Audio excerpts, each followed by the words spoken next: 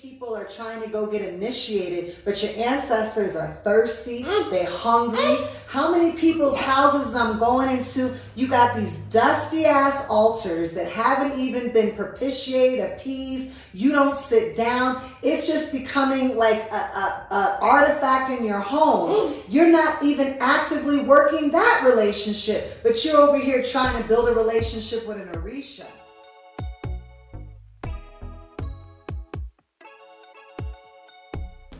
Take 2, take 3, take 4. We're here.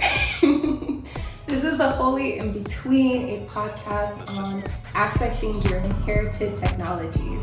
And so I am Janiece, Ifa Soto, Elefunde, Oya Odun, and I have my beautiful sister here, Zakiya, Oya Odun, but I'm gonna let her introduce herself because just always. Yes, Zakiya Harris, aka Shapeshifter, aka Oya Odun, Ifadayo, Ifasina. Yes. So we're here in Mexico City. Loving it. Born and raised in California, and I know I'm Richmond, Virginia, born and raised, but Oakland girl through and through. And so how did two Oakland, San Fernando Valley, beautiful Black women end up in Mexico City is probably what you're wondering. Yes. So we're just kind of going to go through the interweavings real quick of how we met, how I was blessed with a new Oya sister, Sure. and kind of how we got here. So back in November, I know our Baba was putting together a initiation retreat situation in Onosogbo, Nigeria. And so once we all got to the airport, you were coming from Mexico, so you didn't. Yes. And like it was everyone's coming from different places, but when we met, our first time meeting was also in the airport. In Nigeria. In Nigeria, yes. And my sister had on these beautiful locks and an Ivy Park jumpsuit, and I was like, that's kin. So we ended up in the car together. It's a 4-hour drive from Lagos to Osogbo, and we really got to chop it up, and I got to learn more about her and what she does, and I was like, oh my gosh, she's not getting rid of me after this. So yeah, after our whole process of her getting initiated into Ifa and me getting initiated into me, what's the proper way of saying that? Initiating Oya. Yeah, initiating into Oya. We were at the airport, and I believe in celebration. Celebration is the number one thing to prevent fatigue. So I walked up to her, so I was like, so Odun in Mexico City? In which she was like, okay. So how did you end up here in Mexico? Because you came during the pandemic. I did. I'm part of the COVID refugees. There's a whole wave of people from all over the world, but really a lot of Black Americans in particular that came through. But as a California girl, Mexican culture is very something I grew up in. Yeah. There's a long history of Mexican Black and brown pride and love and social resistance in Oakland, California. So, you know, from my folks I went to school with to the folks I live in the same community as me. I actually went to high school in the heart of the Mexican neighborhood in Oakland called the Fruitvale District. So food, holidays, Mexican culture was never something that was unique. It was just part of the fabric of my town and my upbringing. And I've been coming to Mexico my whole life, back when you could just drive across the Tijuana border. I remember that, yeah. You didn't even need a passport. That would be a road trip with the family, but it was definitely tourism. I never thought that it was a place I wanted to live. I had never been to Mexico City, literally until 6 weeks before I decided to move here.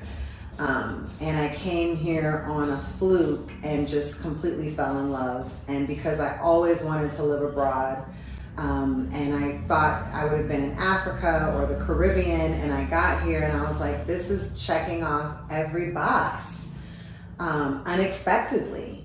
And my work went remote because of the pandemic, and I just said, this is my moment. And I packed up. Me and my daughter moved here together, and so it's been 2.5 years. Oof. And do you see yourself kind of staying here long term? Oh yeah, I'm here.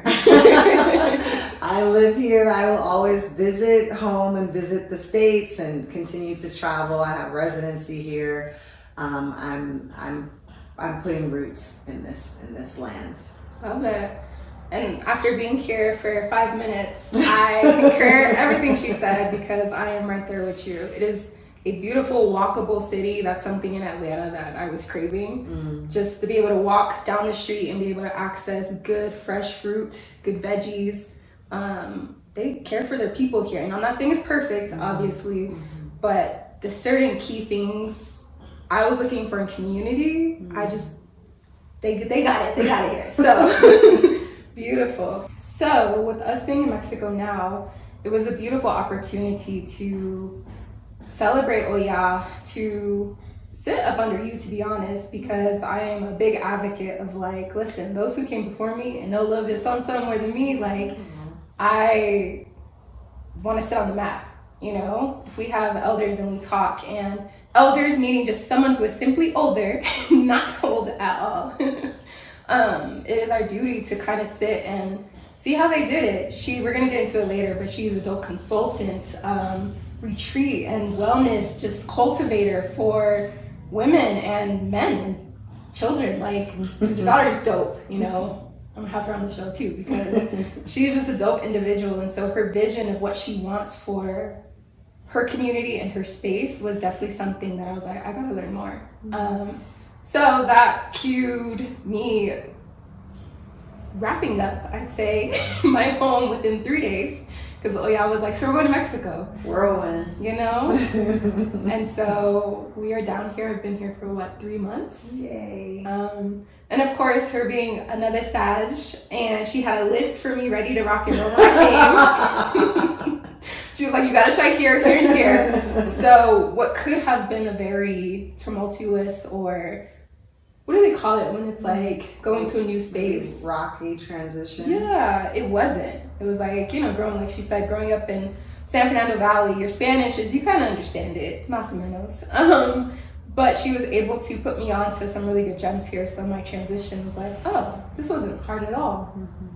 So with that being said, we are actually in the process of planning it is my first one, but her 6th year. 6th year, but really second big celebration and first one here in Mexico City. So it's a big deal. Yes. Yeah. Very big deal. Odun celebration. And it's during the weekend of Muertos. So if you have one level of like, oh, we really doing something, it's like a whole nother introduction to the culture of this city. And how was it before? Because you've gone before, so tell us more, I guess. Gone. To Muertos. Yeah, I mean, it's just a reminder of being in a nation that still honors its own indigenous practices, and that ancestor veneration, whether you're talking about the Latin culture. This is the same time of year that in Haiti we celebrate Gede season. Europeans celebrate Halloween. So many indigenous cultures have a tradition of honoring that time, and it's just beautiful because Mexico really is a family-oriented place. They don't play when it comes to their dead and their ancestors, and so you see and feel the fabric of that not only during Muertos season but really all year. And Muertos, it really kind of culminates in that. And there's not that many cultures that are still doing it in this time, still celebrating an ancient practice at that level. I mean, I was celebrating Muertos in Oakland because the Mexican culture there is so strong. It's like part of our culture. So to really see how it has transformed and transcended borders, and just reminds us all of the power of our ancestors. Yes. So we're super excited. I'm excited to experience it firsthand. Somebody who grew up hearing about it, and we all saw Coco, and so we understand the vastness.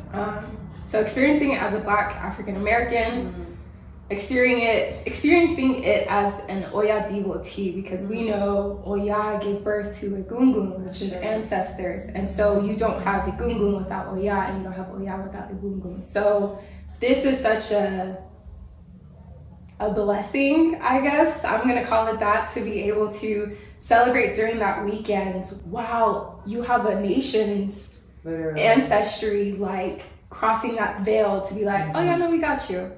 So I don't know. Something spectacular is in the mix, and we hope you will be able to join us during that time. More information to come.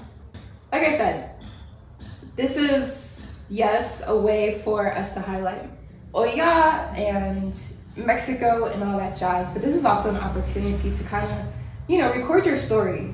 I started a whole business called Witness in Color that's just about witnessing incredible people doing incredible things. And so, yeah, we're gonna get into it because it's the both and. It's the Oya and the dope ass business owner too. I don't know if I can curse, but I'm gonna curse anyway. They can bleep it out. Well, yeah, that would make sense since she's the queen of the marketplace. For all her children, I mean, you gotta be about that business life. Yes. Yeah. So let's start with the Oya piece. What was your introduction to Oya, and what was it like realizing that you were being called to initiate? Yes.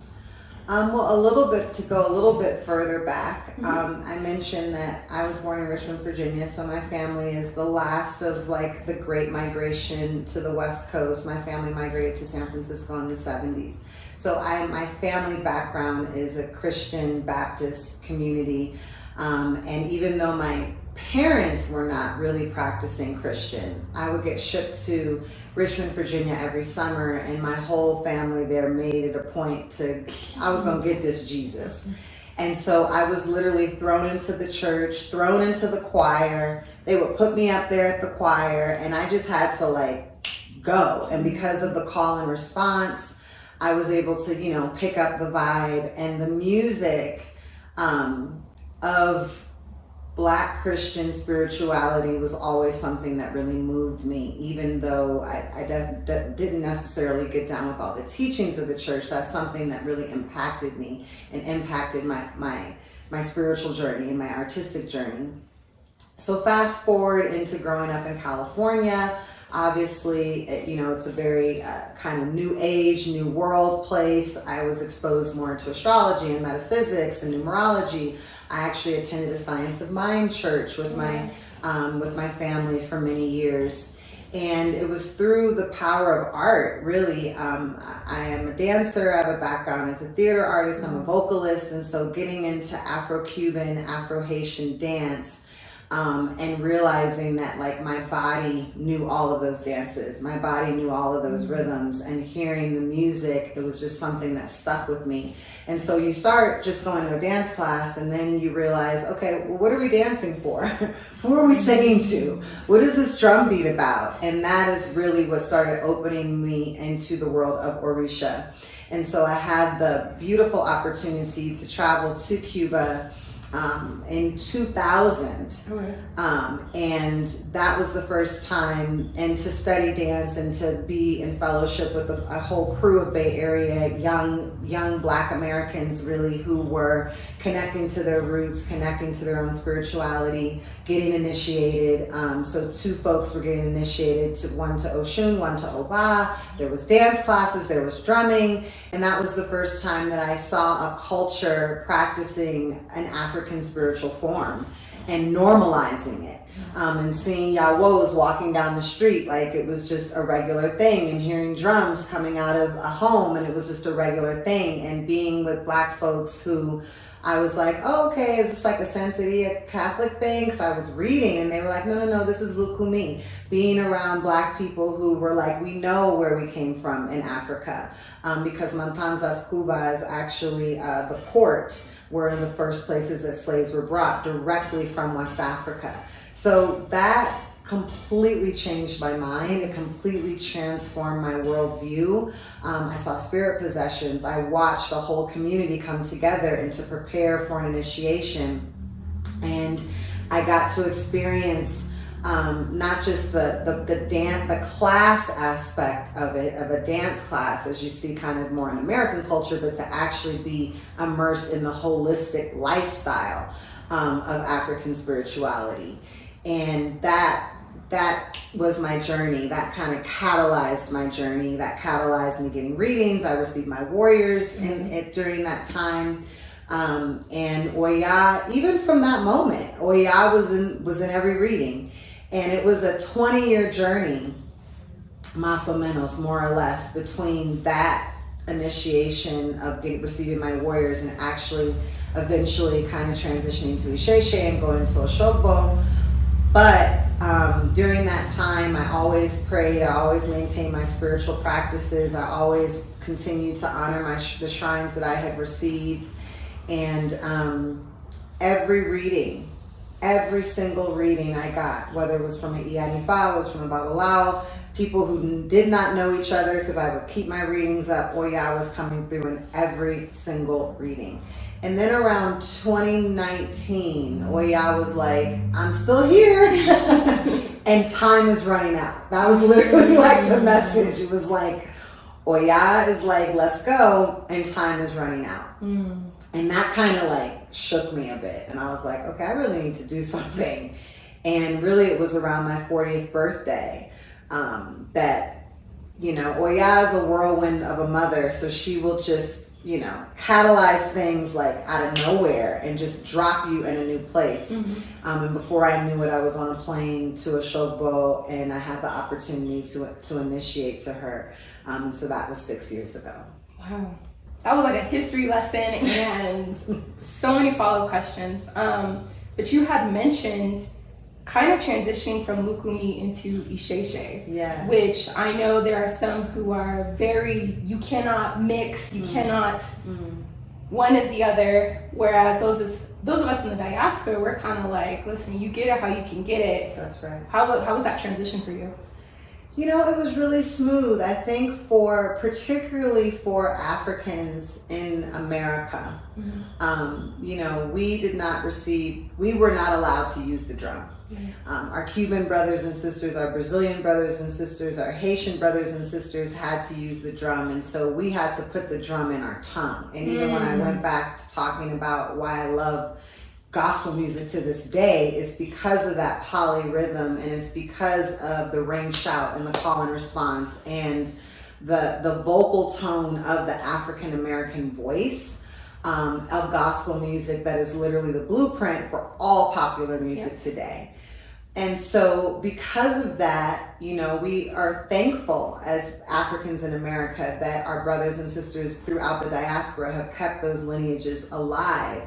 I think that as we, as a people, went through, you know, the Black Power movement, you know, particularly I'm from Oakland, California, the birthplace of the Black Power, Black Panthers, you know, learning about what it means to be pro-Black, learning about African-centered education. I was an educator at an African-centered school. So, you know, there comes a point where the traditional Catholicism just didn't gel for Black folks.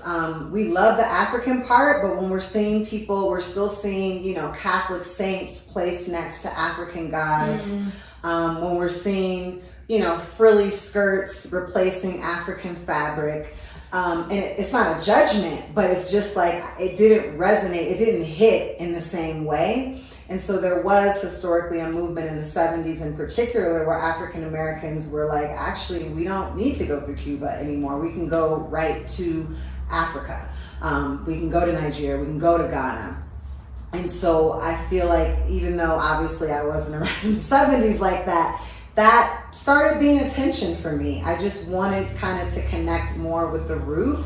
And so that is one of the impetuses for transitioning into Isheshe, because I just kind of, it hit home in a more visceral way. Yeah. And luckily, you know, the teachers and the mentors that I was working with at the time had transitioned as well. So it made it a really sweet transition. And I would say it made it even more profound, because I was able to see like, wow, look at how, you know, what struck me so much when I had the opportunity to go to Oshogbo and to go to the Oshun River and to drive that 4 hours from Lagos to Oshogbo is to, in those beautiful red clay roads, right, is to think that our ancestors walked this path.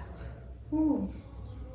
They carried the stories, the songs, the traditions, the practices from this river on their feet in shackles to make it to the coast, to make it to a slave ship, a slave dungeon, to make it onto a ship, to go thousands and thousands of miles away to still be able to hold our songs and hold our traditions. So if anything, it gave me more reverence for the culture, to see the pristine nature that our Cuban brothers and sisters have preserved it, and then to be able to contrast that with directly how it was practiced originally. So now we're talking about a 10,000 year tradition, and how that those traditions are encoded in our DNA. And so it doesn't matter where you place us. Even with me, it doesn't matter how many years that drum comes on, those dances came out, my body already knew those dances. I had danced them before.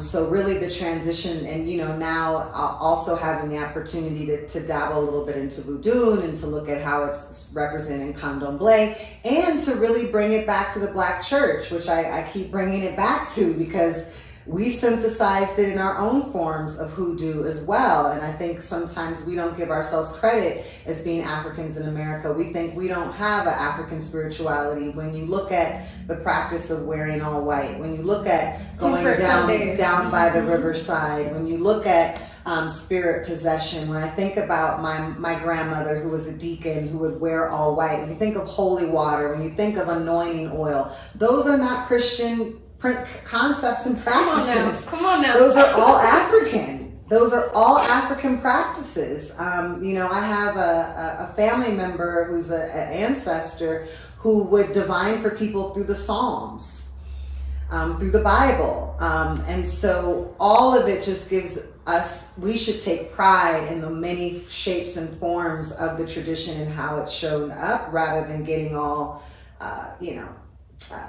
dismissive of the different branches. Right, because I feel like also it speaks to who we directly come through our lineage, our ancestors.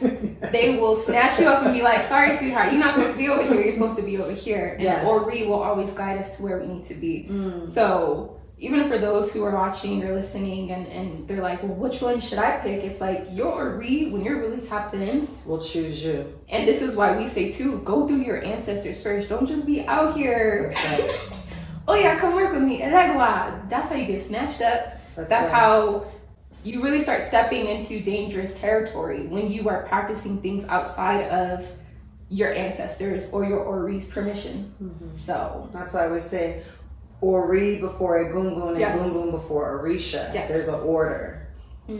Super important. You mentioned how time was running out. And so if there's anything I've learned in my short period of time here, it's things will reveal themselves through these readings. And Ifa time, Orisha time, Egungun time is not our time. So if you don't mind sharing, what did that mean to you? Yeah, it was time to make a sacrifice. The sacrifice, and I don't mean that. I think sometimes when we think of sacrifice, we always think of something negative. I have to be sacrificial. It just was time to give something up to gain what I claimed I wanted, to gain my destiny, to gain who I said I was, to gain my ancestral birthright. And so there was work that needed to be done. At the time I was still a business owner. I was a mom. I was an artist. I was still wanting to move all these projects forward, my life forward, my life calling forward. And I think Oya was like, honey, you need these tools. If you really want to take it to the level, I want to help you, but help me help you. Be obedient. Place the offerings at the altar, which is the sacrifice, so that you can gain, what's on the other side. I love that. Knowing that you made that sacrifice and did the work. There's kind of a stigma around being a devotee, that it's a lot of work, and this negative connotation almost of the heaviness and the seriousness, which I'm not negating. But what does that look like? And it was going to tie in to kind of say, now that you've made the offering and you've done the sacrifice, is there still an urgency? What is this co-creation space? What does that look for you like now? I would say there's not an urgency, there's more of a calling. And in the calling, there's a comfort. My practice of being able to sit at my shrines, the practice of going to my shrines and making O'Shea every 4 days has been one of the most deeply spiritual, fulfilling parts of my life. It's the way that I set the tone for my day. It allows me to, kind of broadcast, because your shrine is not the Orisha itself. It's a portal, right? And so it's really like, how big is your speaker, right? I'm from East Oakland, so if you got the 808, you got the woofers in the back, or you got the little small, little speaker. And so it gives me the opportunity to tap in, to receive guidance and messages in a deeper way, to be so aligned with my purpose and to have tools, because that's the other part of when we really look at how these traditions have manifested in the diaspora outside of the continent. They've been tools for survival. They've been tools of redemption. They've been tools that created the Haitian Revolution. These are tools that allowed us literally to get free. And so Western culture teaches us that you're just kind of by yourself. But when you realize that not only do you have your Ori and you have your ancestors, you have an entire spirit team of natural forces that you can alchemize and be in co-creation with, you realize you don't have to do it alone. And that's a spell, particularly as Black women, that we have been fed, that you're just alone, you're isolated, and you have to do it alone. And so my practice, it's like I'm able to tap in with my team. Good. Okay. Because you brought up a good point too, how it is kind of a daily practice. And so what specific, if you have any examples, sweetness, or you're like, that was Ifa, or that was Oya, like what is the good side, I guess, the benefits, the perks, the juiciness of doing your work? There's a saying in Yoruba, those who die with Ifa don't die like other people. And so, we believe in the Yoruba culture that we come from heaven, but earth is the marketplace. Earth is the place where you come to trade your gifts and to, bring them to the market. When you think of the market, you think of, people living in rural villages, and the marketplace being a place where different ideas, cultures, communities come together in order to gain something that they couldn't get and trade something so that they can still live their life.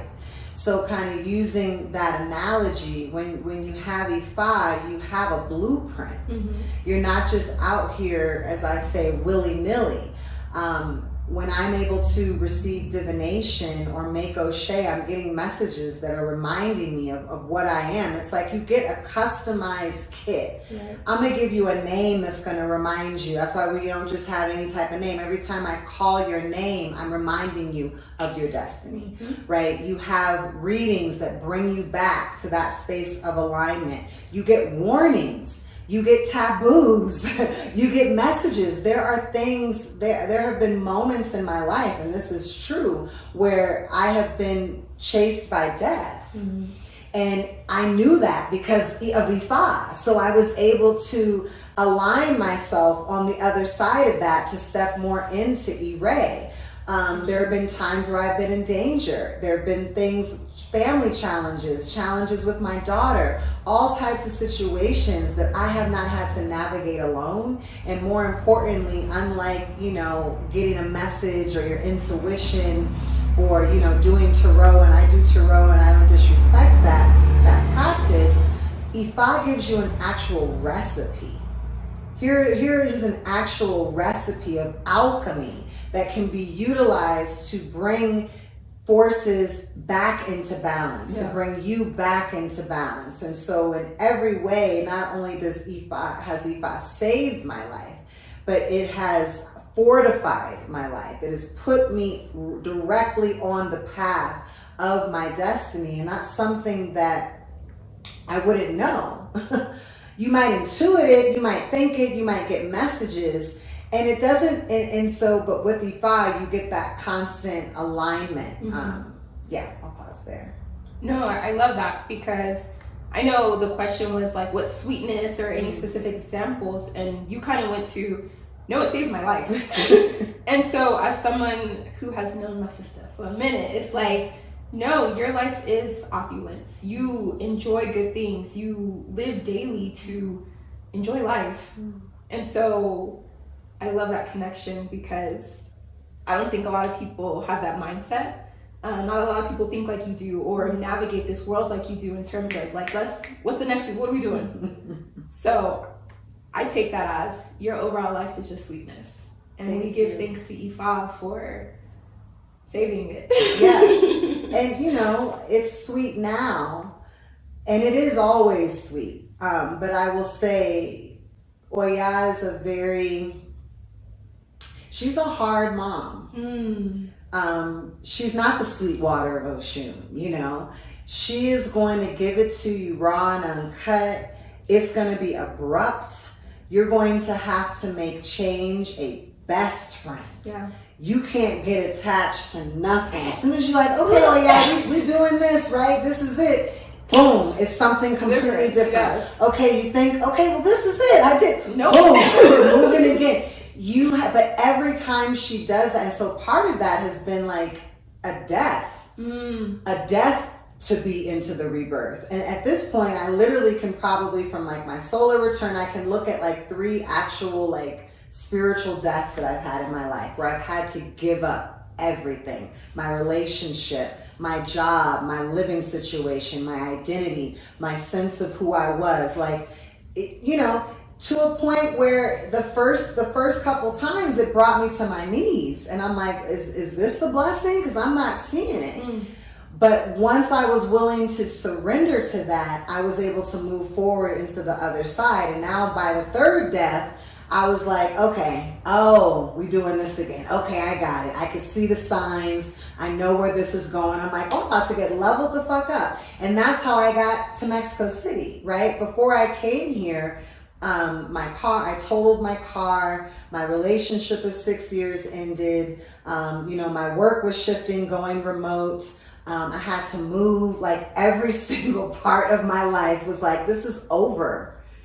And it would have been really easy to shrink, to say, oh, this is bad, this is negative, something's wrong, what did I do? But I knew, I said, okay, oh yeah, yep, I saw the signs, and I knew that she was preparing me for something even greater. So now I'm on the other side of that. But I think it's important that people recognize you have to move through a fire in order to move, you know, labor, giving birth. It's the ring of fire to get to the other side. And I think what happens is as soon as people experience a little bit of heat, a little bit of discomfort, a little bit of tension, tension makes diamonds, right?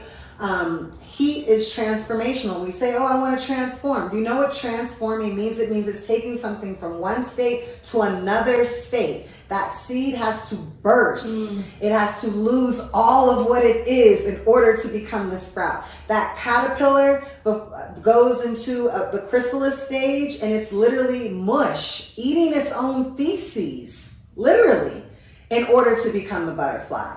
And so everybody loves to just harp on the other side, but few of us are willing to do the work to get there. And I think that being a child of Oya has strengthened my muscle for that level of resilience to go through challenging experiences and to know, oh, this is my level up. And I also want to say that's different than just going through challenging experiences, right? Sometimes people think, well, I'm just keep having one challenging experience after the other. I'm not talking about that. I'm talking about, you know, key moments where you are literally moving into the next phase. Ooh, this brings us to something that we previously talked about. We went to dinner probably last month. That has been on my brain is turning the 9 into 1. That type of energy, just numerology, 9, there's cycles all around us. I love math. Because math is spirituality. And in another lifetime, I probably would have been astrophysics. Because it is all connected. And so we were talking about different cycles, and we know whether it's the grand cycles on a universal scale or the universal 8-year right now, or a personal level. I'm in a personal 2-year, and I think you are too. Right, because we discovered that. Yes. So we had talked about kind of how Oya comes and destroys. And that's a lot of how her stories went through the diaspora, and she's this woman and destruction and the wind and tornadoes and fire, But in the same token, it's like that is necessary grounds for turning it into a one. One being planting the seeds, so fertile soil. One being new cycles, beginnings, new freshness. After it rains, the sun be shining. I know if they're living in the San Fernando Valley, after the rain and that bowl and the smog of LA and all of that, after it rained, it was so beautiful and crystal clear. The vision revealed itself. So like you said, transformation in the sense of, yes, the level up is coming. There is now level ground for newness. And I feel like that's the joy and experiencing Oya that I personally would love a little bit more insight, when people talk about her, because it's like, without her, we don't get to the new blessings. Talk about it. We don't get to the new sweetness or the sweet waters or the blessings. So it's a both and with her. I feel like after she's done terrorizing everybody, it's like, let me kick back and have my glass of Merlot or whatever and relish and sit in my work, which is, again, sitting here with a Black woman who has done all the things, who is living a good life, abroad, who has taken risk. That's what I see. I see, yes, you went through the hard things and you've done your work. You've put in your hours, you've put in your time. But you've also reaping the benefits. Because, girl, I was like, wait a minute. We walking through the streets and we walk different. She's like, oh, no, we're going to the rooftop. Like, we're going to order this, and this. And I'm like, oh, my sis is introducing me to the good life out here. So I don't want to diminish that. It's like, you've done your work. You've laid the groundwork. And there's also time for enjoying that too. Yes. I mean, when you look at, if you Google any pictures of Oya, she's probably screaming or shouting. Even looking at her from the Lukumi tradition versus Isheshe, it's a lot more fiery warrior energy. Again, thinking about how these spirits had to transform or evolve in order to serve our needs. You can imagine how in the new, quote unquote, new world, we needed that warrior spirit of Oya in a very specific way. But then kind of bringing it back to the root, the word Oya means to tear. So we think about like what you need to tear up. But we lose the gentleness of the fact that, again, Oya was a mother. Oya was a treasured partner of the king. She was a benevolent warrior, but she was also a market woman. She also had wonderful relationships with her sister friends, and is really just about nurturing and home.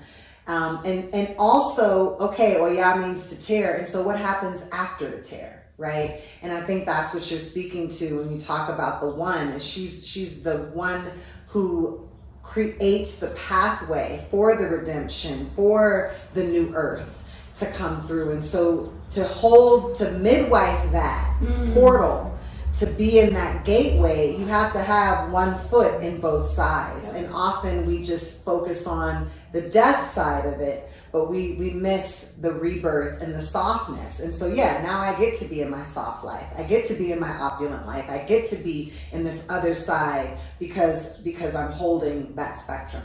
Yes.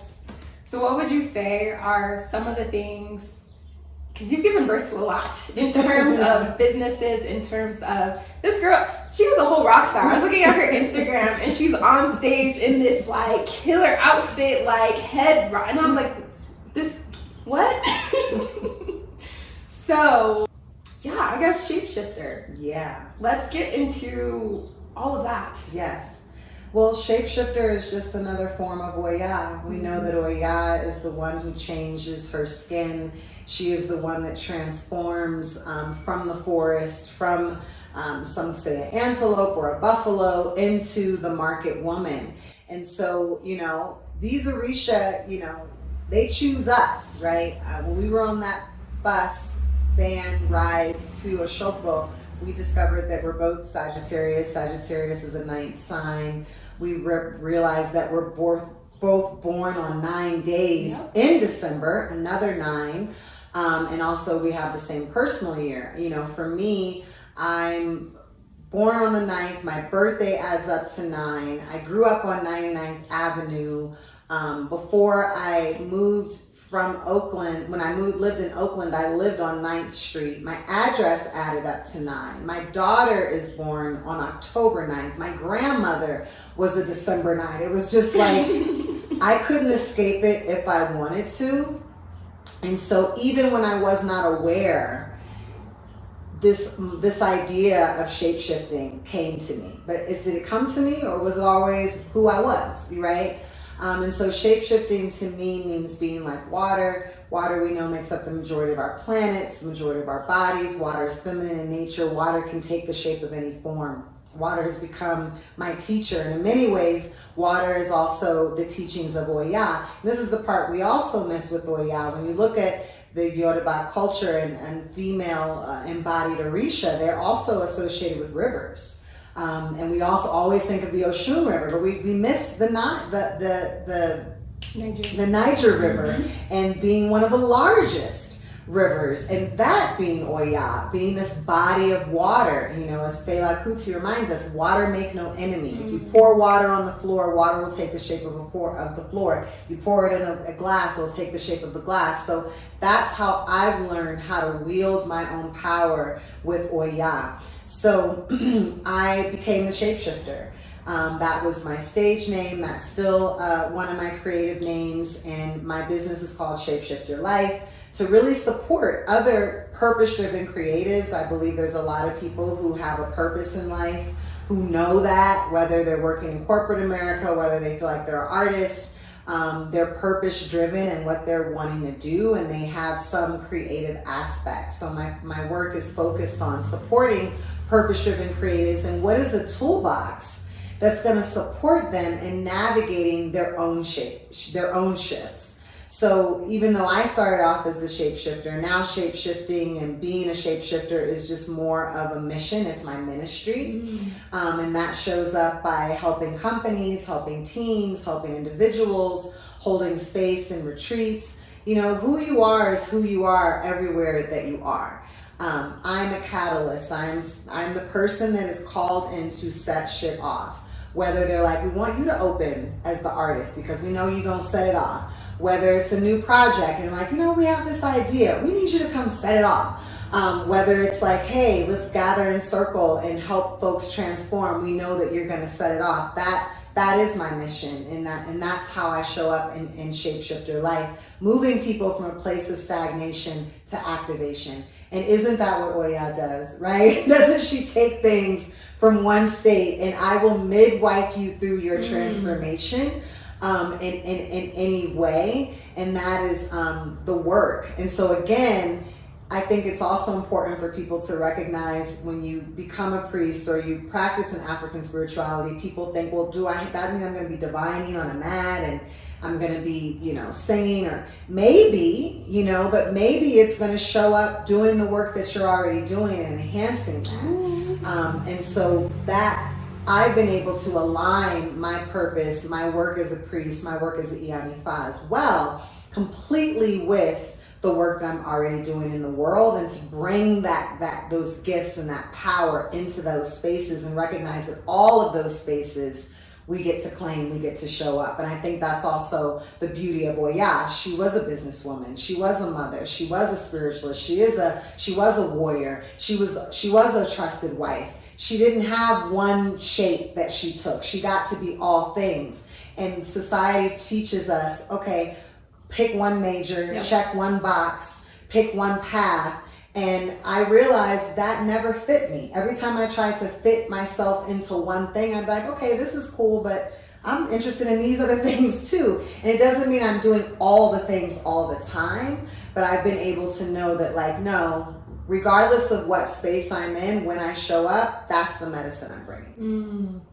Because that can bring people anxiety, basically, especially those who walk the Ifa path as well, of like, well, do I need to be on the mat and defining and and that urgency. And I feel like we miss sometimes of like, the whole purpose of all this spiritual stuff is so we can walk better lives and clear paths here on this earth. Yes.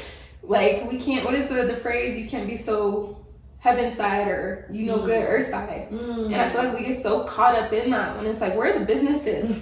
Where's the elevation in your job? Yes. Where's the elevation with your family? Are we still fighting and all this discourse, or are we progressing? Your relationships, are we still where we were 5 years ago? Hey. And it's like, again, if we're doing all this work and all this sacrifice, where's the elevation? Yes.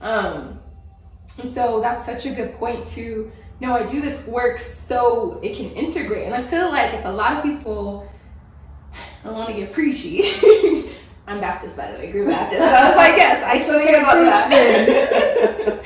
But it's like, I feel like if that's where people focused a lot more of their energy with the spirituality and with Ifa and with divination and cultivating our relationships with Orishas, specifically Oya, we have so much more joy, so much more pleasure, so much more time for the goodness. Yes.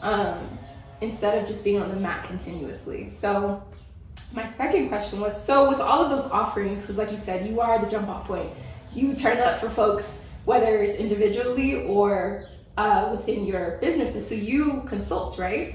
Yes, I consult. I support companies and teams in, again, bringing new ideas, new projects, moving them from stagnation to activation. And so that shows up in many forms. I'm a facilitator. I do a lot of coaching for leaders, leaders of organizations and companies.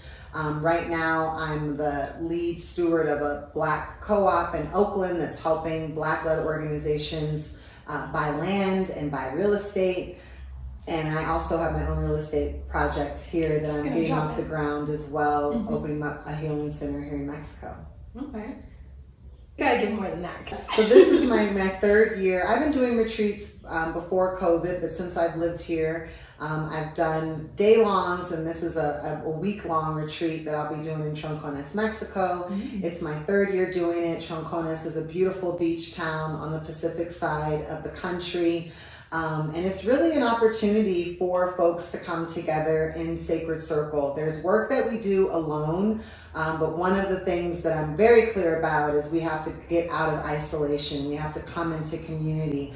Oftentimes we think that the struggles that we're facing are only our struggles, but as soon as you sit down and circle with someone else, you realize, wait, everybody in here is going through the exact same thing. And so how can we use the power of the equinox representing a time of harvest? It is Oya's season. It is the season of the harvest where we harvest the lessons, the learnings of the year. And we're able to decide, what do we want to put into practice? What do we want to keep? What do we want to let go of? Harnessing the power of the ocean. We have a 180-degree panoramic view of these beautiful ocean casitas where we do water ceremony to Yemeya. We harness the power of the fire. We do a sacred sweat ceremony called Temazcal.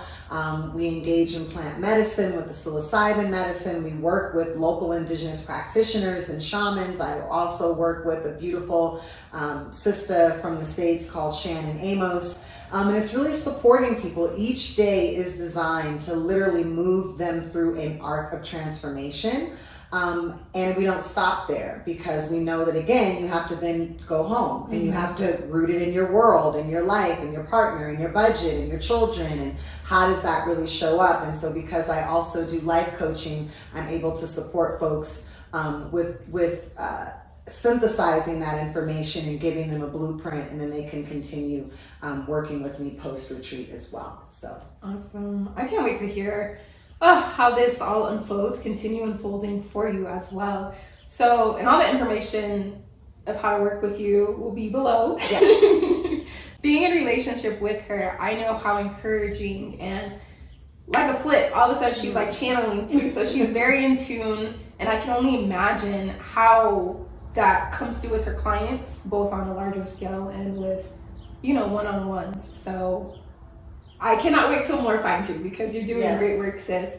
Thank so, you. as somebody who is this far in their career, someone who has a beautiful family and has been in the game. You say we're celebrating 6 years, but you're talking about Ifa over 20 years. Yes. So, and how old is Shrine? They're 20 years old. Yes. So, and how Oya was always present. So we give honor to that. You know, you put in your work. So what advice would you give to somebody who was being swept up in Oya's rapture of love right now? Because I feel like there's a movement happening. Either you want to call it the age of Aquarius, whether you want to call it the crumbling of capitalism within the United States. There's a lot of names in it. There's the poles are shifting. So whatever name you want to give this overall energy that we're in, I feel like a lot of people are going to be coming to spirituality. Yes. The whole point of this is to give people tools of like, AI is cool, but our inherited technology of our hair, of our dyeing rituals, of our divination, of our ancestors, it was given to us. We can tap in. That's right. So to those having the dreams, to those, someone said they're having a dream of tornadoes, to those who are getting readings and they keep seeing Oya, and not having a lot of resources online to look into that are trusted, because in spirituality there's some bullshit. So knowing that, what advice would you give? That's a great question. I wanted to go back to something that you said, and that's going to help me answer this question. When you were mentioning the fact that people kind of struggle with how to align the spiritual part of them and the worldly part of them, if you will. And so part of the spell of white supremacy, white psychosis, and patriarchy is taking us out of alignment. And taking us out of alignment means they've given us their way of understanding the universe. And so part of what we're reconnecting and realigning to is this idea of an indigenous cosmology. For some reason, African people have been left out of indigenous, so I have to sometimes say Afro-indigenous cosmology to remind people who the original indigenous people are. But a cosmology is the way that you understand the universe. It's the way that you understand your relationship with the world. It's the way that you experience things, even beyond the visual sight of a world view. It's a world sense. It's a sense of being. Even when we think about Iwa, we're taught that it means character, but it's also a state of being. And so part of the reason why we struggle is because we've been taught, and again, in this linear system. But African indigenous cosmologies are holistic. They are centered. There is a center and everything is interconnected. We are in a co-creative relationship. So when you go to indigenous communities, they don't separate. You go to Lagos and you get in a cab and someone is an amazing singer, an amazing dancer, and they're driving a taxi, and they might be a priest, and they have a side hustle. They don't feel like they have to cut off an aspect of who they are. We don't have to come into this holier than thou, be quiet, be pious situation to walk into a temple, right? We're shouting, we're dancing, we're amplifying spirit. And so what happens is we take our Western culture and then we place it over African spirituality, and then we think we're still thinking in the same linear way. We're still thinking in a hierarchical way. We're still thinking in a paternalistic, God is a parent looking down on you, you've sinned. We don't even understand the spectrum of womanhood. We don't even understand femininity. We compartmentalize gender. We don't realize that there's no pronouns in many indigenous African languages. That Oya grew a beard and wore pants and was a warrior and was a mother. So these ideas of what it means to be masculine and what it means to be feminine. We get caught up in the consumerism of African spirituality. So we think we got to go to the Botanica, and we have to have the right candles and the right herbs and the right crystals. And those things are wonderful, but our ancestors didn't have any of that. When they walked that red clay road from the Oshun River down into the bowels of slave ships, they just had themselves. And so when you're deepening your relationship with Ifa or Oya or Ishi, whatever it is, it starts with you. It starts with you coming in to relationship with yourself. And I would say, turn off the TV, turn off the blogs, stop going to the store, sit down. Sit down. Sit down. Do you even have a relationship with yourself? Do you even honor the first 5, 10, I'm even talking to myself, the first 5, 10, 15 minutes of the day? Do you even honor it? Or are you picking up the phone and giving your spirit? Is that where you're paying homage to? Is that what you're appeasing when you wake up in the morning? We need to just get back to like ground zero. And from ground zero, then we can begin to research and learn about our own lineage. And I talked to a lot of people who have trauma around their ancestors. They maybe didn't know their family members. They had toxic and traumatic family experiences. So even when you say ancestors are like, ooh, I don't want to go there. We remove ourselves from the reality that when we're talking, especially for those who are melanated, especially of those who are of African descent, especially for those of us who are born with wombs, we are holding the mitochondrial DNA of the first human that walked on the planet. The first one. We're not practicing a God outside of it is who we are. And so when we're connecting to our own Ori, when we're connecting to our own lineage, we don't have to get caught up in just the family members that we know. We can connect all the way back. So I would say, do your research, learn your ancestors' names, see how far up your mother's and father's line you can trace them. Be able to say your ancestors' names out loud. Too many people are trying to go get initiated, but your ancestors are thirsty, they're hungry. How many people's houses I'm going into, you got these dusty ass altars that haven't even been propitiated, appeased. You don't sit down. It's just becoming like a artifact in your home. You're not even actively working that relationship, but you're over here trying to build a relationship with an Orisha. You're not there yet. Bring it back. And that mentality is not a judgment. I'm just saying that mentality is because we're caught up in a Western world, a Western way of living, a Western way of being, thinking we can buy ourselves into our freedom, buy ourselves into our destiny. When again, when you think about, our brothers and sisters who came together for the Haitian Revolution, our Congolese and Guyanese and Yoruba and Guinea brothers and sisters speaking different languages, coming together to do an offering to Ogun, the god of war, to become the first Black republic in the Western Hemisphere. They didn't have any of that. They didn't have a Leke. They didn't have any of that.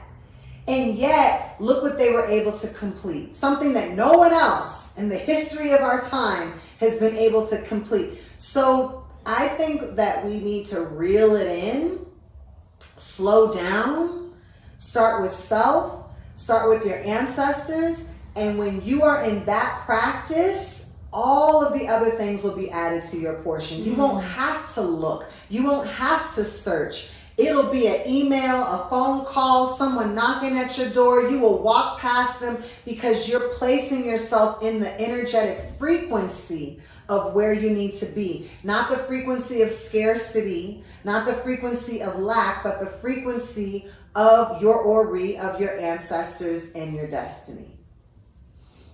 Now that you done snatched everybody's edges. Whew, I hope that those listening have received, you've given so many gems and probably threads to go and look it up and research and ask our elders about. I love how you said asking the names and starting with our elders. And we have those who are adopted or those who may not have the best relationship with their family. There's somebody.